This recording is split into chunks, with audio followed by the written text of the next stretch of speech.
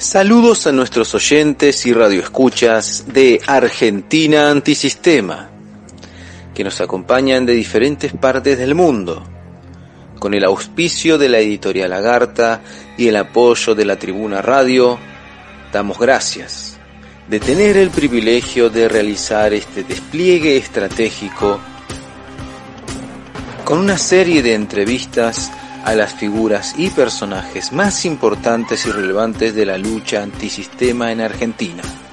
En esta oportunidad tenemos a bien en entrevistar al señor Lucas Carena, licenciado en Comunicación Social, magíster en Diseño de Estrategia de Comunicación, docente en Psicología Social, escritor e investigador, considerado un especialista en psicología de masas y medios masivos de comunicación, conductor del exitoso programa La Brújula, emitido en los espacios, en su principio en el canal TLB1, junto al doctor Pablo Javier Dávoli, con quien también es coautor del libro La Guerra Invisible, Acción Psicológica y Revolución Cultural.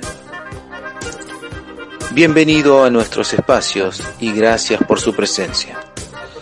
Bueno, muchas gracias por la invitación, gracias por la oportunidad que me dan de expresar mis ideas, mis pensamientos ante este mundo corrupto, ¿no? en el que nos toca vivir, en esta era del Kali Yuga. Y agradecerles, ¿no? En general, ¿no? A todo lo que es Argentina Antisistema, a su audiencia, a todos los equipos de producción, seguramente también a su equipo periodístico y a la tarea que viene realizando en términos generales la Tribuna Radio de España, incansable tarea de lucha por defender la verdad y gritarla desde los tejados. Escuchaba la presentación mía, es verdad que uno tiene sí un trayecto académico que busca ocupar espacios que de lo contrario serían ocupados por otros, ¿no? Para poder defender ciertas ideas trascendentes. Pero la verdad es que no sé si considerarme un gran referente de la disidencia. Creo que soy un disidente impunto. Creo que los galardones, las condecoraciones, las loas son precisamente mecanismos de fagocitación que tiene el propio sistema para encauzar a los hombres de ciencia, a los hombres de pluma y dejarlos de alguna manera de su lado, ¿no? Yo creo que los disidentes lo que tienen que buscar es simplemente evitar todo ese tipo de terminologías adulatorias y laudatorias. Yo creo que lo que en última instancia tenemos que hacer la disidencia es señalar el error y defender la verdad, pero somos vehículos, somos camino para que la verdad se manifieste y se sostenga. Somos instrumentos de la verdad. Así que bueno, dicho esto, agradecerles que me tengan en tan alta ponderación y que me hayan permitido participar de este espacio. Estimado Lucas Carena, háblenos un poco de cómo comenzó su camino en la disidencia. ¿Cuál o cuándo fue el momento en que se despertó en usted este espíritu disidente? Bueno, desde el mismo momento en que yo llevo adelante mi trayecto formativo, todavía como estudiante y después como recién graduado, empecé a trabajar en distintos medios de prensa, de comunicación, escribir artículos de opinión para el diario La Capital de Rosario, decano de la prensa argentina, también en distintos espacios radiales, en un semanario, 30 Noticias de la ciudad de Rosario, revistas de opinión, y también escribiendo artículos académicos para revistas con referato internacional en distintos ámbitos. Empecé a decepcionarme, a desilusionarme de lo que desde allí se podía hacer en pro de mejorar la vida de mis conciudadanos, la falta de una mirada patriótica, la lógica capitalista de los medios, de los grandes holdings mediáticos, las operaciones de prensa, las distorsiones. Un poco me identifico, salvando las abismales distancias, con el gran Salvador Borrego, padre del revisionismo histórico, que también, siendo él un periodista estrella y haciendo las coberturas de guerra, fue viendo durante la Segunda Guerra Mundial las distorsiones que la prensa aliada hacía sobre los hechos históricos. Él fue protagonista. Entonces ahí fue que empezó a hacer su camino desde el revisionismo. Todo esto se terminó de concretar cuando llegó a mis manos un grandioso libro de don Adrián Salvucci, a quien considero un poco, además de un amigo, un maestro, quien de alguna manera es a su vez discípulo de Denis Martos, que a su vez también aprendió mucho de Jacques-Marie de Maillet, ¿no? Y ese libro, El cerebro del mundo, me cambió la forma de entender la lógica de los grandes procesos internacionales. Cómo los procesos internacionales no estaban atravesados por una lógica estatista, basada en las relaciones entre los países, sino que había un modelo basado en la privatización del poder. Existían poderes ocultos que manejaban y movían los hilos del poder mundial. Y cuando empecé a incursionar por este camino que me brindó, esta puerta que me abrió la obra de Adrián Salvucci, no solamente escuchando sus conferencias, su análisis sobre la obra de Richard Wagner y su fabuloso libro El profeta de la Edad de Hierro, ¿no? Una interpretación junguiana de la obra de Richard Wagner. Para mí fue un camino de ida, no hubo vuelta atrás. Empecé a hacerme de una biblioteca alternativa, empecé a recopilar libros que estaban en el índice de libros prohibidos y empecé a nutrirme de autores que hasta entonces eran para mí absolutamente desconocidos, que van desde Julius Evola, hasta incluso la obra de Luis Felipe Moyano Cires, en una obra inédita, poco conocida. Y bueno, en ese trayecto uno empieza a darse cuenta de que la verdad no era lo que le habían enseñado, sino que hay una mirada alternativa para analizar los grandes acontecimientos del mundo. ¿Qué obstáculos ha encontrado o supo reconocer en su camino en la disidencia, al tener que difundir ideas, conceptos o materiales alternativos y disidentes? Bueno, sí, se han cerrado puertas, se han vedado caminos a lo largo del trayecto que uno recorre. Me siguen invitando a espacios de debate público. Me han entrevistado en el diario La Prensa de Argentina, una entrevista que salió en 2 partes, que salió de una semana a la otra, salió en el domingo en páginas centrales de un diario, junto con otros referentes, ¿no?, del pensamiento políticamente incorrecto, entre comillas, ¿no? Pero en general nuestra participación es marginal y periférica en los grandes medios. Incomoda mucho, muchas veces hay que ajustarse o ceñirse a ciertas unidades temáticas, porque bueno, son temas a veces controversiales y las formas de encararlos pueden llegar a ser molestas y llegar a incomodar. Pero sí, se vive a nivel mundial un fenómeno donde la incorrección política y la disidencia están empezando a revertir, ¿no?, lo que ya está tan trillado y tan cansados de escuchar, ¿no?, de los medios de comunicación. Yo creo que la gente ha llegado a un estado de hartazgo y ha tocado fondo con la prensa. Yo llamo meliflua a esa prensa genuflexa, subordinada al poder mundial, que repite frases hechas, que no genera periodismo de verdad. Se han cerrado puertas, sí, es verdad, pero me ha dado otras satisfacciones, ¿no? Estar del lado de la disidencia, primero dormir tranquilo, estar tranquilo y en paz conmigo mismo, eso para mí es sumamente importante.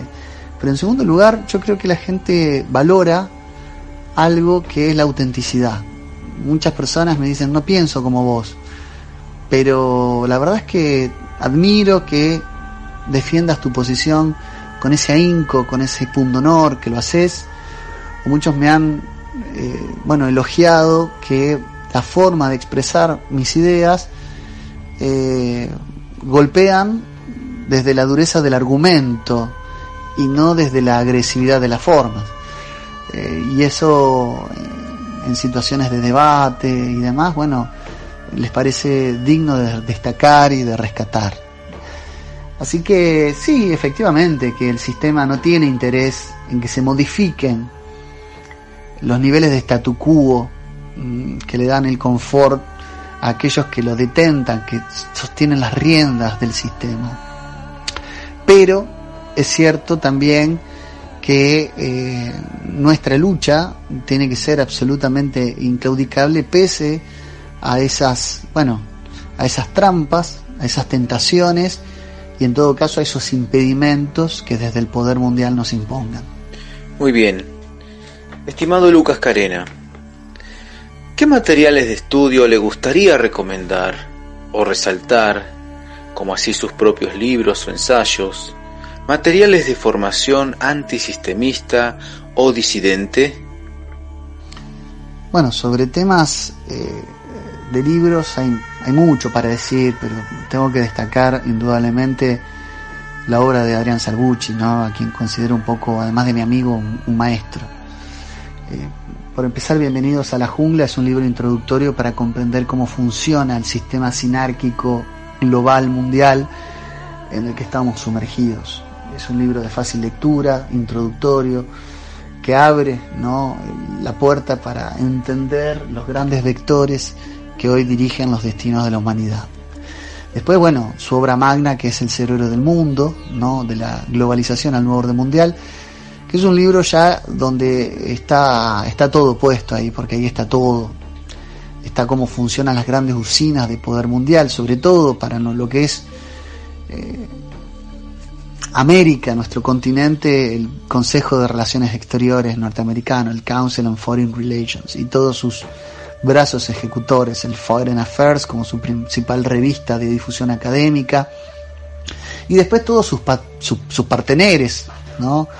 El Instituto Real de Relaciones Internacionales, el RIA en Inglaterra, la Comisión Trilateral, todo lo que es el funcionamiento de las grandes usinas, desde el Instituto Tavistock en Inglaterra hasta lo que es el Club Bilderberg, ¿no?, fundado en 1954. Los grandes poderes del mundo tienen tentáculos y cada uno de ellos tiene nombre y apellido, y eso está todo en el libro de Adrián.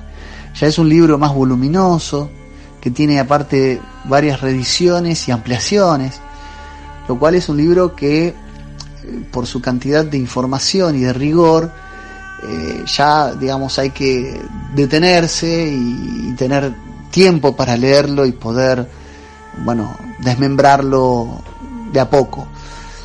Pero es quizás no, es realmente la obra más importante de don Adrián. Después está, para mí, el libro que más me gustó de él, que es El profeta de la Edad de Hierro, una interpretación junguiana de la obra de Richard Wagner. No se puede entender el nuevo orden mundial y la sinarquía internacional si no se entiende la obra artística esotérica de Richard Wagner, ya sea en sus distintas interpretaciones, la de Rausching o la interpretación que han hecho voces desde el mundo de la cristiandad. Creo yo que es el mejor libro de Adrián, pero hay que ya hacer un pequeño recorrido antes de abordarlo, porque si no podríamos llegar a entender poco y nada. Ya no lo recomiendo para quienes se están comenzando a empapar de estas temáticas. Y después, bueno, Colonialismo, bien digo, financiero mundial, sobre vampiros y buitres, es el libro de Adrián Salvucci que aborda todo el espectro financiero especulativo del mundo y por qué el mundo endeudado de hoy es inviable, es absolutamente un mundo inviable y destinado a la bancarrota. ¿Por qué? Por la lógica, ¿no?, de la usura, como el gran mal que afecta y aqueja a la humanidad. Adrián es un gran conocedor, ¿no?, de los sistemas bancarios y de la economía financiera especulativa y de su meollo y derrotero a nivel internacional, y bueno, lo desgrana de una manera magistral en este libro, también lo recomiendo. Después podemos navegar por literaturas como la de Gary Allen y Larry Abrams, Nadie se atreve a llamarle conspiración, un libro introductorio sobre estos temas. El libro de William James Guy Carr, Los peones en el juego, Pawns in the Game, es un libro que también, siguiendo las instrucciones de Nesta Webster, determina un poco cuál es la configuración del nuevo mapa geopolítico. Ese libro de William Guy Carr es realmente importante. También tenemos a Carroll Quigley, Tragedia y Esperanza, Tragedy and Hope, un libro que tiene una valía adicional, un plusvalor adicional por ser una confesión de partes. Es decir, el autor de este libro forma parte de una élite mundialista, era un asesor de la gran élite mundial y vaticinaba y aplaudía, fagocitándose él mismo, de un mundo controlado por el poder privado, donde una minoría ya iba a determinar y a configurar un mapa pergeniado, predefinido de los acontecimientos mundiales. Nada muy distinto de lo que hace hoy la revista The Economist, que nos anticipa un año antes los grandes acontecimientos del mundo. Bueno, es la revista de la familia Rothschild. Y bueno, en ese sentido creo que el libro Tragedia y Esperanza también pone de relieve lo que la élite puede llegar a confesar sin darse cuenta, que ellos quieren dominar y dirigir los destinos del mundo. Hay un libro muy interesante de Jacques Attali, el cual analizamos con Pablo Davoli, que se llama Breve Historia del Futuro, donde también un miembro jerarca de la élite mundial, amigo de François Mitterrand, que fue presidente, ¿no?, de Francia, también cuenta un poco cómo va a ser el futuro transhumanista del mundo, cómo va a ser el mundo artificial y artificioso en el que vamos a estar sumergidos. Es una confesión de parte también que apabulla, ¿no? Me parece que es un libro recomendable. No sé si está en castellano, creo que hay un fragmento por lo menos que llegó a mi poder, pero bueno, es un libro que hemos analizado con Pablo Davoli y que próximamente va a estar saliendo en alguno de los programas de La Brújula. Libros importantes como el de Horacio Ricciardelli, ¿no?, Los protocolos de la corona británica para entender la mafia negra veneciana, y luego El derrotero histórico de los ingleses para dominar el mundo. Es un libro también bastante difícil de digerir todo junto por la cantidad apabullante de información que posee, pero es un libro muy riguroso, muy recomendable. Hay una bibliografía sumamente interesante desde el punto de vista de comprender el mundo de la tradición, que es la obra completa de Julius Evola. Yo la recomiendo, ¿no? Está prácticamente toda la obra en español, gracias a la gente del Círculo Eboliano de América, con Marcos Guío a la cabeza. Es una obra sumamente enjundiosa que hay que saber aprovechar, ¿no? La obra de Évola es importantísima, rescatando obras como Imperialismo Pagano, 1928, Rebelión contra el Mundo Moderno, 1934, y después obras posteriores como Cabalgar al Tigre, ¿no?, El Misterio del Grial, muchísimas obras, pero esos son autores que recomiendo prácticamente toda su bibliografía completa, ¿no? Es un autor vastísimo. La obra de Miguel Serrano, bueno, ni hablar la obra de Luis Felipe Moyano Cires, es decir, Nimrod de Rosario, tanto sus fundamentos de sabiduría hiperbórea, para los que les gusta el esoterismo y el misterio de Belicena Vilca, como una obra imprescindible y absolutamente ineludible para entender el revisionismo no solo histórico sino mitológico de la historia, de los grandes mitos que han forjado la sociedad occidental y cómo han sido tergiversados, ¿no?, por los maestros de la mentira, del gran Ilgay. Bueno, ya vamos a hablar más detalladamente de este tema con ustedes. Bueno, mis obras están a disposición con Pablo Dávalos y La Guerra Invisible, Acción Psicológica y Revolución Cultural, Jesús Cristo Príncipe Hiperbóreo, una visión teándrica de Occidente y la cristiandad, La conspiración de Medea, Aborto, Eugenesia y Nuevo Orden Mundial. Son libritos que se pueden conseguir fácilmente. Yo no tengo una forma, una pluma sencilla a la hora de expresarme, a veces se puede encontrar con alguna dificultad a la hora de traducir algún término, pero son libros que abordan mi humilde entender de un mundo altamente complejo, y desde este punto de vista creo que hay muchísimas piezas que después tendríamos que analizar con más detenimiento, pero que tienen que ver con la literatura clásica. Yo creo que hoy todos tienen que tener una formación clásica que va desde la obra de Homero, pasando por Hesíodo, la fábula esópica, la historia de Heródoto. O sea, hay que entender la historia de los hiperbóreos, ¿no? Como la entienden los grandes historiadores griegos, ¿no? Entender a los escitas, a los hiperbóreos en sus varios tomos está la historia de Heródoto, y comprender la guerra del Peloponeso, Tucídides, ¿no? La guerra del Peloponeso, los grandes clásicos de Grecia y de Roma, los grandes filósofos griegos, la obra de Cicerón. Hay que leerla, hay que conocer a la literatura clásica para después poder desprenderse a la literatura moderna. Yo me considero un nostálgico, me considero una persona absolutamente cargada de animadversión por el mundo moderno. Creo que soy, al decir de el mismo Alain de Benoist, sin compararme con él, quiero aclararlo, salvando las abismales distancias, creo que al decir de Alain de Benoist me considero un realista esperanzado. Soy ni optimista ni pesimista, sino un realista esperanzado. Pero todo este bagaje de libros pueden llegar a alumbrarnos, a iluminarnos para dar el buen combate, pero en la línea correcta, con la formación correcta. Seguramente me estoy olvidando de muchísimos más, pero no quiero aburrirlos y apabullarlos con títulos. Yo creo que hay un camino, una trayectoria que se puede ir acomodando en la medida que pasa el tiempo.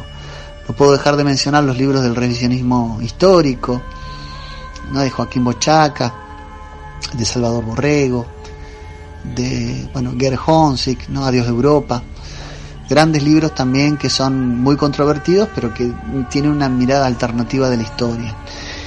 Y en materia de relaciones internacionales, La insubordinación fundante de Marcelo Gulo, su libro Relaciones Internacionales también, y ahora incursionó hace poco en literatura hispanista, ¿no? En defensa de la hispanidad, que no es el primero que lo aborda, pero sí hay muchísimo material que de allí se desprende, ¿no? En materia hispánica está lo de Vittorio Messori, libros, María Elvira Rocabarea y un largo etcétera de revisionistas sobre la hispanidad que tenemos que poner en consideración y ponderación. Muy bien, estimado Lucas Carena, ya que sabemos también que ha podido leer El misterio de Belicena Vilca, háblenos un poco del libro, de cuáles son las aristas más importantes que ha podido reconocer y apreciar en dicho libro. ¿Cuál es el mensaje más importante para Lucas Carena en dicho libro? Difícilmente, creo yo, pudiera resumir, y sería injustísimo que así lo intentara, resumir la cantidad de aportes que un libro como El misterio de Belicena Vilca puede llegar a brindarnos. Digo injustísimo porque es un libro, es una sola pieza de literatura que para escribirla el autor tuvo primero que leer en lengua original tuvo que leer 5.000 piezas, 5.000 piezas bibliográficas. Entonces, venir yo acá a hacer un resumen de la vastedad de los aportes de una obra como esta sería poco menos que una payasada, ¿no? Y sería una falta de respeto. Creo que es un libro que nunca pude terminar de leerse. O sea, así lo leyéramos 10, 15, 20, 50, 100 veces, siempre encontraríamos algo nuevo. Por la cantidad y la forma en que está expresada, ¿no? La información en sus dos grandes partes, ¿no? El encuentro entre el personaje principal, aunque difícilmente podríamos decir es el protagonista, aunque sí lo es, don Arturo Signagel, y Belicena Vilca, por un lado, el relato del tío Kurt von Sudermann, y todo el relato acerca de una gran conspiración mundial que está expresa, ¿no?, e inmersa en las cartas que día a día Belicena Vilca le regala, le obsequia en ese famoso y misterioso maletín, ¿no? Que se da en un terreno muy, muy argentino, porque el libro navega por lugares como Catamarca, Tafí del Valle, ¿no? Habla del norte argentino, pero después también salta al valle del Río Tinto, en España. Es un libro que tiene una geografía que nos traslada desde lugares tan cercanos y tan próximos a nuestra realidad iberoamericana hasta lugares tan profundos como tierras ocultas en la extrema India o en los montes tibetanos, y nos trasladan a acontecimientos relacionados con la Segunda Guerra Mundial. Es un libro que es un verdadero viaje, es un viaje esotérico, pero su aporte más importante es que el conocimiento es iniciación, y que el conocimiento no es un aprendizaje o un adiestramiento, sino un recuerdo de un origen increado. Y ese origen increado nos ilumina en la medida en que nosotros somos portadores de una marca, en la medida que nosotros somos Viria en Nopasú, es decir, en la medida en que nosotros formamos parte. Ese libro solamente tiene impacto en aquellos seres que han sido tocados. Es muy interesante cómo juega con esto Moyano, que han sido tocados por formar parte de una estirpe atlante que ha sido objeto de una gran conspiración y de un gran engaño, para el cual hay dos grandes demonios como brazos ejecutores del demiurgo maldito, que son Vera y Birsa, ¿no? Y toda su antropomórfica manifestación. Pero creo yo que lo principal está en eso, en entender al conocimiento como recuerdo. Esto me hace acordar a Platón, ¿no? El conocimiento es reminiscencia, es una vuelta al origen, a un origen increado, ¿no?, de ciertos seres de luz que hoy han sido opacados por una gran prisión que es la materia y la creación, ¿no? El espejismo de la materia, de la realidad material. Yo creo que es un aspecto clave, no sé si el único o central, y de ahí todo lo que es la alegoría del yo prisionero y toda la explicación que hace magistralmente Nimrod de Rosario nos adentra en un mundo absolutamente nuevo para comprender los grandes acontecimientos históricos. Una batalla oculta que empieza en los albores de la humanidad con el gran diluvio, tiene tribulaciones prediluvianas que nos llevan a poner en el escenario, en el centro, lo que es el hundimiento de la Atlántida, y ponen de manifiesto que a partir de ahí hay una división, ¿no?, entre dos grandes estirpes o razas de seres humanos que están en una batalla metafísica que sigue hoy y terminará en el Ragnarok. Yo creo que es maravilloso el libro. Por supuesto que yo soy partidario de que de todos los libros tenemos que sacar algo. La cuestión pontificial en torno a la figura de Nimrod y la iniciación y todo lo que es la orden tirodal y demás, ha generado un fenómeno de culto donde, es decir, aquellos que dicen no puede ser cuestionado en nada por su infalibilidad pontificial, cometen el error a veces de no entender que es un material, a mi humilde criterio, que tiene que ser contrastado y sumado a otros, porque yo no puedo dejar de tener en cuenta las crónicas de Oera Linda, que es el primer manuscrito frisón, ¿no?, que relata acontecimientos también alternativos de similar jerarquía a los de Belicena Vilca, pero además es un manuscrito que a su vez relata acontecimientos que vienen de momentos ancestrales, realmente pretéritos. Yo creo que ese es el meollo, el nudo gordiano de este libro. De allí se desprende una serie de enseñanzas que van hasta la realidad de nuestros días y que nos permiten comprender el mundo desde una óptica absolutamente distinta, ¿no?, y despierta. Yo creo que eso es lo más valioso del libro, haciendo, insisto, un análisis absolutamente sumario e injusto de la maravillosa, frondosa y ubérrima cantidad de cosas que pueden extraerse de esta pieza magistral.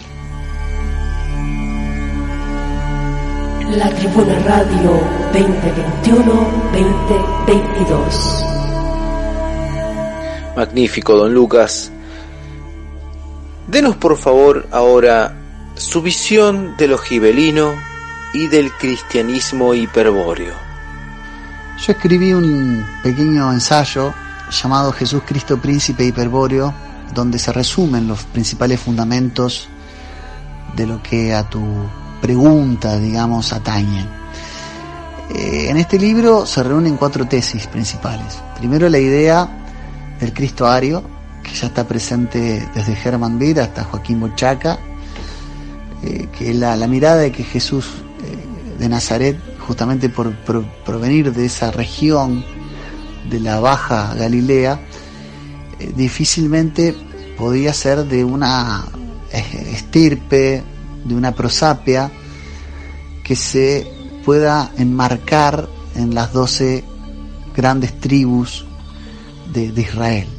Y por eso la historia de los evangelios, tanto canónicos como apócrifos, por eso fue brutalmente discriminado. Es decir, en realidad toda la historia del evangelio es la historia de cómo los fariseos y los saduceos pretendían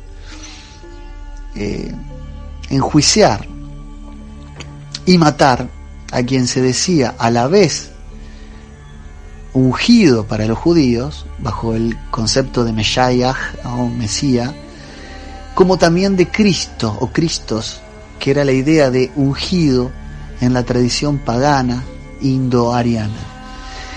Esa es la primera tesis, ¿no?, la tesis del Cristo ario, que no tiene ninguna connotación supremacista, es simplemente entender por qué en todo caso Cristo fue repelido por aquellas hordas sanedrínicas que no consideraban digno de decirse rey de Israel, porque aparte tienen una mirada absolutamente profana de la idea del Mesías, muy tergiversada por lo que había sido la experiencia de los macabeos, ¿no? La idea del Mesías era alguien que simplemente lleve una guerra contra el Imperio Romano y libere al pueblo elegido, digamos, del yugo de la espada imperial romana. Y el Cristo que se les presenta tenía los oropeles de un predicador, de un profeta, y que tenía, al contrario, la mejor relación con los paganos. De hecho, lo acusan de estar con publicanos y pecadores y no de regodearse con la jerarquía farisaica. Entonces, todo eso se explica de una mejor manera si adherimos, si adscribimos a la idea del Cristo que venía de una de una virgen, Miriam de Galilea, que de por sí significa Galilea, esto, Gelila Goyim, distrito de paganos, o distrito de gentiles, de una mujer galilea cuyos padres, Joaquín y María, venían de una región que se llama Séforis o Sefuria, que era un reducto del imperio seleucida, donde había griegos y pastores escitas. Los escitas eran hiperbóreos, estaban cerca de la Hiperbórea, eran guerreros que venían del extremo norte de la Hiperbórea. Entonces todo ese trabajo histórico está retratado en el libro. Esa es la primera tesis. La segunda tesis del libro es la idea del teandrismo, de Carlos Di Sandro. Lo original en el cristianismo, dice Carlos Di Sandro, no es la idea de un Dios creador. Idea esta que es compartida con un montón de otras religiones semítico-abrámicas, sino que lo original, lo originalísimo en el misterio cristiano está en la idea de un Dios revelado, que es lo que no aceptaron nunca aquellos que decidieron perseguir y matar a Jesucristo. Es decir, el teandrismo, teo, Dios, andros, hombres, es la unión de lo divino y lo humano. Si el mensaje cristiano es que lo divino y lo humano están ligados de una manera distinta. Es decir, el teandrismo es un aspecto propio del gibelinismo que no cree en la tesis del Dios distante. ¿Qué es el Dios distante? Es la idea de un Dios demiúrgico, lejano, que pide ofertorios de sangre, sacrificios, que castiga o que premia al que hay que agradar, y además un Dios que no se lo puede conocer, que es zarza ardiente, que es el que está allá en la lejanía, un Dios iracundo, irascible. Con Cristo Dios toma vida física y se convierte en héroe ejemplar, en modelo a seguir, y esta es una visión de la divinidad muy, muy odínica, muy, muy pagana. Por eso los paganos se convirtieron en Éfeso, en Grecia, sin lugar a dudas en Macedonia, cristianos en Corintios, se escribieron las comunidades. ¿Por qué tantos paganos se convirtieron al cristianismo? Porque vieron que la forma de entender la divinidad era compatible en el agnostos teo, en el Dios desconocido, de ese Dios que estaba por encima del panteón de dioses antropomórficos del panteón politeísta. Porque ¿qué pasaba? Así como el Dios distante de la tradición semítico-judaica llevaba al fatalismo del Dios castigador, y el hombre solo en adoración era hombre penitente, los distintos cultos paganos llevaban a otro fatalismo. Como los dioses antropomórficos tenían características demasiado humanas, eran vengativos, eran celosos, cometían pecados, cometían infidelidades, adulterio, mantenían prácticamente una vida de privilegios dentro del Olimpo, o del Asgard, si se quiere, pero tenían los mismos problemas que los hombres. Entonces la vida del hombre se tenía que regir por algo que era el destino, es decir, el que terminaba definiendo el destino del hombre, el eschatos del hombre, era el oráculo, era Delfos, era la pitonisa, era el monte Parnaso, no eran los dioses. Entonces, ¿cómo resolvían los paganos ese fatalismo? Es decir, bueno, por encima de ese destino hay un incognoscible, un Dios que está por encima de todos esos. Bueno, el gibelinismo viene a traer la idea de que ese Dios era sobre el que predicaba Jesucristo, y por eso lo mataron. La tercera tesis tiene que ver, bueno, ya lo dije, con güelfos gibelinos, algo que aparece en la literatura eboliana, pero que nos da cuenta de una idea absolutamente desconocida de la batalla metafísica que llevaron a cabo los güelfos y los gibelinos en la colina de Montaperti, donde en realidad lo que se ponía de relieve eran dos modelos de cristiandad: uno el güelfo papolátrico, subordinado al imperio del papado, digamos, absoluto, al cetro romano de la hierocracia sacerdotal, y del otro lado el Sacro Imperio Romano Germánico. Y hubo dos tipos de emperadores en el Sacro Imperio Romano Germánico, unos güelfos, como Otón, por ejemplo, la Casa de Baviera, y otros como los Hohenstaufen, que era la Casa de Suabia, más particularmente el castillo de Waiblingen. El castillo de Waiblingen, que de ahí viene la palabra gibelino. El gibelino significa cima. El castillo de Waiblingen estaba en la cima de una montaña, ¿no? En Suabia. Fíjate que las bases antárticas,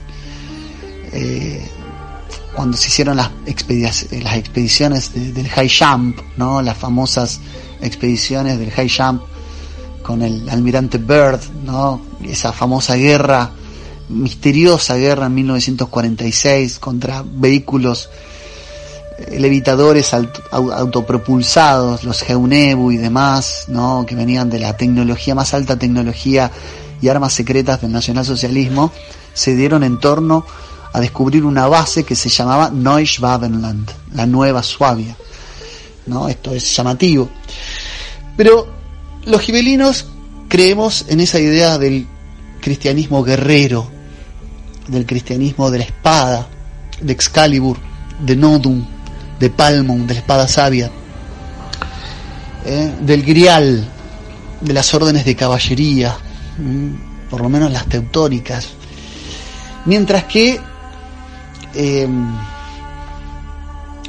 los güelfos, ¿no? Detentan una idea del Dios distante como una continuidad de la tradición semítica en la cristiandad. Por eso se le llama al güelfismo judeo-cristianismo, mientras que al espíritu gibelino se lo considera heleno-cristianismo, cuyos elementos de sabiduría o protocristianos están en la filosofía griega de Santo Tomás de Aquino. Recordemos que Santo Tomás de Aquino era cercano a Santo Domingo de Guzmán, o sea, la orden después de los dominicos. A la obra de San Agustín de Hipona, nacido en Tagaste. Es decir, los grandes filósofos de la cristiandad fueron llevados a la teología cristiana a través de una interpretación que solo es susceptible de entender adquiriendo el logos griego. Y en esa controversia, en esa lucha intestina de la Iglesia, se da la batalla entre güelfos y gibelinos, que sigue y perdura hasta hoy. Yo promuevo la obra de Attilio Mordini, el católico gibelino, y por supuesto el Templo del Cristianismo, dos grandes obras de Attilio Mordini, que es cristiano, católico, discípulo de Ébola. Increíble, ¿no? De alguien que escribió un libro tan anticristiano como Imperialismo Pagano. Tenemos un diálogo, y este es el cuarto aspecto de ese libro, con la sabiduría hiperbórea. Muchos puntos en común, de encuentro, pero algunas discrepancias acerca con una mirada demasiado escéptica respecto al Jesucristo histórico, como pueden ser de la tradición gnóstica de Otto Rahn, exacerbadamente cátara albigense, Rosenberg, ¿no? Esas líneas de investigación que son absolutamente anticristianas y neopaganas, miradas que van, digamos, en detrimento de un cristianismo que abraza, ¿no? La sabiduría hiperbórea en su aspecto genuinamente guerrero, ¿no? Digamos, exaltando la valía del guerrero por encima de la doctrina y el dogma del hierofante, del dogma me refiero del sacerdote güelfo. Esos cuatro tesis, la tesis del Cristo Ario, la tesis del teandrismo de Carlos Di Sandro, la tesis de la batalla entre güelfos y gibelinos y de la sabiduría hiperbórea, generan un connubio, un conglomerado de conocimientos que en ese libro están expresados bajo el título de Jesús Cristo Príncipe Hiperbóreo, una visión teándrica de Occidente y la cristiandad. Es un tema complejo, es un tema que llevaría varios seminarios enteros de exploración y de divagación, pero que con gusto podemos llegar a explicar. No hay tesis, no hay pasaje cristiano, bíblico cristiano, que no pueda explicarse desde este vector con un matiz novedoso, subalterno. Es todo lo que puedo por ahora y sin adentrarme en terrenos que nos llevarían horas de explicación, les puedo decir acerca de lo que habla mi libro, pero que es una introducción al gibelinismo. Yo estoy escribiendo otras piezas al respecto, todavía son bocetos, bosquejos preliminares, pero pronto voy a estar publicando algo más en torno a esto. Muchísimas gracias, señor Lucas Carena. Es el momento de nuestra última pregunta. Más allá de ser una última pregunta, le queremos pedir que nos deje un mensaje de fortaleza o que busque fortalecer a la disidencia nacionalista. Bueno, no hay ningún camino de salvación del hombre si no vuelve a la tradición. Y no se puede volver a la tradición si no se defiende a la nación. Porque nación viene de nacer, tiene que ver con nuestro origen. Si nosotros perdemos el camino de retorno al origen, si no sabemos quiénes somos, mucho menos podremos saber hacia dónde vamos. Y podremos construir un futuro para nosotros y nuestra heredad y nuestra posteridad. La unión hace la fuerza, y yo creo que el mensaje más importante es tratar de fomentar el sentido de unidad. Nosotros, para poder fortalecer nuestras naciones y hermanarlas, primero tenemos que tener naciones soberanas, con Estado-nación soberano, una moneda soberana, poder definir nuestro destino con soberanía y autodeterminación, y estar unidos. Yo creo que hay vasos vinculantes entre sectores del nacionalismo católico, del conservadurismo, de cierto espectro nacionalista de tercera posición. Creo fervientemente en la posibilidad de un frente de acción nacional para triunfar de la manera que sea. Yo con esto no estoy empujando a los camaradas y amigos, ¿no?, de este espacio radial a actuar en política. Al contrario, soy bastante escéptico, pero tampoco quiero con esto llevar a la inmovilidad, a la neutralidad política. Tenemos que ser hombres de acción, hombres que vayamos hacia adelante, espalda con espalda, ¿no?, lanza con lanza. Nosotros tenemos que tener la pica y el gladius bien afilado, y adentrarnos en la lucha desde los espacios de difusión, desde obviamente la lucha por las ideas, escribiendo, formándonos, participando en política, y de ser necesario dando la vida por nuestra patria y por nuestra nación. No hay secretos en torno a esto. Sí creo que todavía estamos muy divididos, sí que estamos ante un panorama lleno, plagado de francotiradores, y lo que tenemos que lograr es que seamos un ejército. Excelente, maravilloso, señor Lucas Carena. Estamos muy agradecidos por su presencia, por todo lo que ha podido vertir, de su experiencia, su conocimiento, y bueno, también decirle que, como usted bien dijo en un momento, ha dado con muchas aristas, ha dado con muchas aclaraciones también, que van a poder servir para poder encontrarnos en una nueva entrevista, para ampliar puntos específicos que ha podido dejarnos. Entonces tenemos mucho para reflexionar y para recordar también, y para seguir con nuestra propia investigación personal, toda la disidencia, todos los antisistemistas, que buscamos unidad, que buscamos claridad, ¿verdad? En los conceptos, en las leyendas, en la historia, en todo, en los mitos, como bien nos dijo don Lucas Carena, gracias a textos de revisionismo histórico y demás ciencias análogas al mundo académico, podemos decir también, ¿no? Al mundo de lo intelectual, de la lectura. Y eso es muy importante para los pueblos, desde el principio al fin, desde el hombre común o el hombre gris de nuestros días, ¿verdad?, hasta el hombre que está en los estratos más importantes o altos o jerárquicos de la sociedad humana.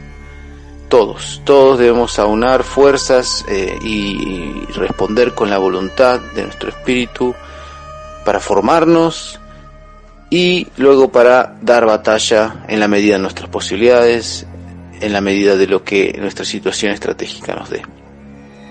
En vista de ello, queremos agradecer también al esfuerzo justamente que el movimiento veganista realiza de un tiempo a esta parte por medio de las editoriales que van desarrollando en distintas partes de Hispanoamérica. En nuestro caso, agradecer el auspicio de la editorial Agartha de Argentina, y bueno, también, como siempre, reconocer los espacios de la Tribuna Radio de España, que sin su trayectoria y el apoyo que nos da, no podríamos hacer esto, de la mano de la grandiosa también vocera de La Vega, que nos ha convocado en esta serie de entrevistas. Así que bueno, muchas gracias por la entrevista. Yo sé que los tiempos radiales son tiranos, son mezquinos, y los temas sobre los que me han preguntado requieren, bueno, ser desmenuzados y ser por ahí tratados con la mayor de las seriedades y los respetos. Por lo tanto, es menester, es sumamente necesario dedicarle otros tiempos que lamentablemente a veces este tipo de instancias no lo permiten. Pero creo haber tratado de ser claro en dar un panorama introductorio a algunos aspectos que en otra oportunidad sin duda podemos llegar a abordar. Así que bueno, yo les agradezco muchísimo el interés, la atención a todos los que están escuchando, y bueno, son bienvenidos a mi patria, a mi nación, cuando quieran. Así que les agradezco muchísimo a todos y será indudablemente hasta la próxima. Saludos.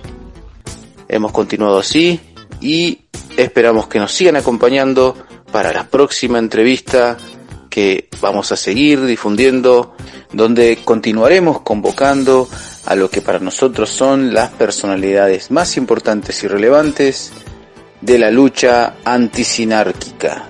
Muchas gracias por estar ahí. Hasta la próxima.